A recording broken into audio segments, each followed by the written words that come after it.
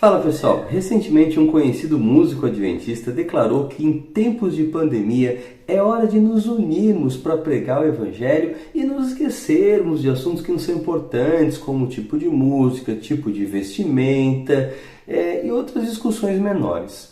Como esse assunto ele tem repercutido de alguma maneira e muitas pessoas também pensam assim, se sentem representadas, eu resolvi fazer esse vídeo comentando sobre esse assunto. Não há uma resposta a esse cantor assim, em todos os pontos, mesmo porque se eu quisesse responder diretamente a ele, eu faria o vídeo endereçado ao nome dele. Mas não é esse o objetivo, tanto é que eu nem estou divulgando quem disse isso, quem automaticamente já sabe, já vai me matar de cara de quem eu estou falando, mas não é uma crítica pessoal. É simplesmente um comentário em cima dessa declaração que representa, sim, o pensamento de muita gente, poderia dizer, até desinformada, embora talvez bem intencionada. Então, vamos ao vídeo.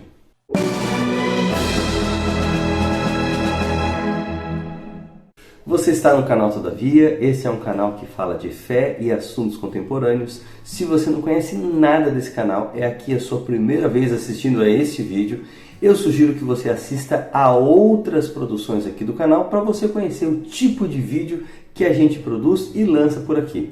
Se você já é uma pessoa que tem visitado os nossos vídeos e ainda não se inscreveu, por favor, não perca mais tempo, inscreva-se, é gratuito e assim você ajuda o canal a continuar crescendo. Se você já é um inscrito, nós pedimos que você compartilhe esse vídeo, especialmente com seus amigos, por meio daqueles grupos de WhatsApp, ou mesmo no Facebook, no Instagram, seja como for. Agora, se você é um visitante pela primeira vez, um visitante recorrente ou inscrito, vale o mesmo pedido. Deixa aqui o seu like porque isso ajuda demais o nosso vídeo e aumenta a relevância do material.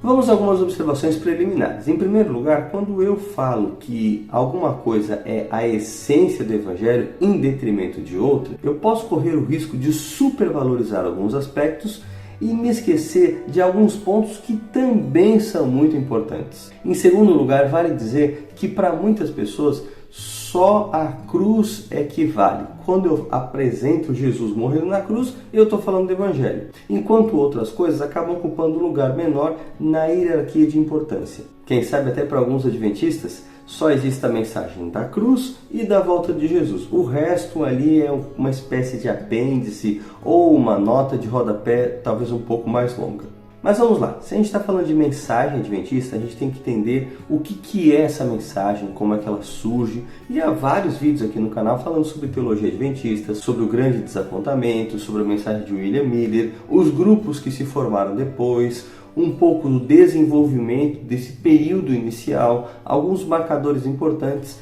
E eu não vou falar de tudo isso aqui porque seria um vídeo muito longo, com muitos detalhes, e você pode consultar esses outros vídeos que existem aqui no canal, que falam de aspectos importantes de toda essa história, de toda essa trajetória teológica. Mas em resumo aqui, indo direto para o ponto, para os pioneiros adventistas, a mensagem de salvação, ela não se limitava à cruz. Sim, a cruz é o pagamento definitivo da dívida da humanidade. A cruz é a expiação completa, mas essa expiação ela tem que chegar ao crente. Por isso que existe a obra de intercessão do santuário. No livro Primeiros Escritos, página 54, Ellen White fala que luz emana do trono de Deus, onde Cristo intercede até o seu povo que está acompanhando essa obra feita no santuário.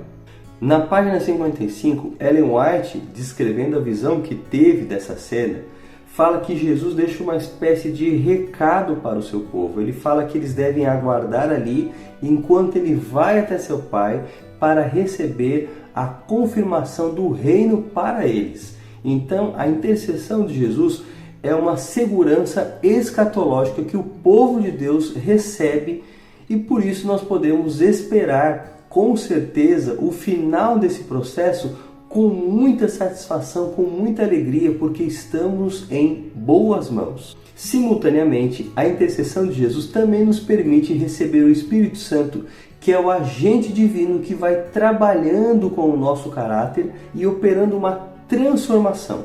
Afinal, a salvação, ela também inclui um chamado a uma vida santificada. E é muito importante que a gente não limite aqui a salvação apenas àquela experiência inicial de aceitar Jesus. Para muitos evangélicos, e infelizmente até para adventistas, salvação é isso, quando na verdade salvação é um processo que compreende várias etapas. Voltando aí à questão da vida santificada, ela é sumamente importante porque é por meio dela que nós vamos estar nos preparando para um encontro com um Deus Santo. Ellen White, no mesmo livro que eu citei há pouco, Primeiros Escritos, na página 70, ela fica assombrada com uma outra visão que ela tem de Deus. Ela diz que a luz de Deus que saía da sua presença era algo tão assombroso que ela sentiu por algum momento que ela perderia a sua vida.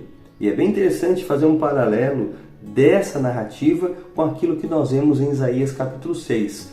Geralmente os profetas que veem a glória de Deus, eles ficam realmente assustados, assombrados, porque algo majestoso, a santidade de Deus impressiona. E é por isso que é importante ter uma vida santa, uma vida de santificação, porque estamos nos habilitando a esse encontro com Deus Santo com quem temos que tratar. É interessante que, como a salvação ela se desenvolve nesse contexto em que Jesus intercede no céu e o povo de Deus busca uma vida santificada aqui na terra, nos escritos de Ellen White e dos pioneiros adventistas, a salvação ela tem um contorno escatológico. Lembrando que a escatologia é tudo aquilo que se refere aos acontecimentos finais. E dentro desse contexto também é importante a gente ver a batalha final entre Deus e Satanás. Então a salvação ela tem esse aspecto cósmico, porque ela se desenvolve nesse contexto de batalha cósmica entre as forças do bem e do mal. E claro, antes da salvação decisiva, Jesus termina a sua obra no santuário e as 7 pragas caem sobre os ímpios como uma forma prévia de juízo. Dá para perceber que nesse contexto aí é muito importante que haja um engajamento, porque tanto as forças do bem quanto as forças do mal querem captar a nossa atenção e nos arregimentar. Por isso, todos nós somos chamados a uma decisão. A nossa participação em uma fileira ou outra é que vai decidir o nosso destino eterno. E quando a gente aceita se posicionar do lado de Jesus, automaticamente estamos aceitando o pacote conhecido como verdade presente. Eu digo que é um pacote porque ele agrega vários elementos que fazem parte da luz que Deus tem para esse tempo. Já deu para perceber aí então que, diante dos acontecimentos finais, o povo de Deus vai estar vivendo nesse momento de tensão, de preparação, de busca pela santidade e confiança no seu Redentor que está intercedendo nos céus, no santuário, junto ao trono de Deus. Então a salvação não é apenas aquele momento do início da vida cristã. Volto a falar sobre isso. Salvação é todo o período da vida do cristão em que ele firma a sua aliança com Deus até o cumprimento final de todas as promessas quando Jesus vier libertar o seu povo. Por isso, é muito natural que a salvação também envolva a vida cristã como um todo. E quando a gente fala de estilo de vida cristã, a gente está incluindo elementos que destacam a obediência do povo de Deus aos mandamentos que estão em sua palavra.